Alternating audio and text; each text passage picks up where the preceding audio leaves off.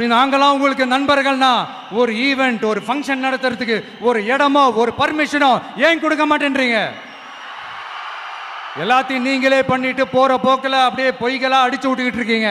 உங்களோட உண்மையான நண்பர்கள் யாருன்னு சொல்லட்டுமா? லஞ்சம், ஊழல், அரசியல் ஆதாயம், இதெல்லாம் தான் உங்களோட உண்மையான நண்பர்கள். பர்சனலா நீங்க எப்படி வேணா இருந்துக்கங்க சார், நமக்கு அதை பத்தி கவலை இல்லை, நமக்கு அது அவசியமும் இல்லை. ஆனா உங்க ஆட்சி தான் தப்பான ஆட்சி, தமிழ்நாட்டுக்கு தேவையில்லாத ஆட்சி.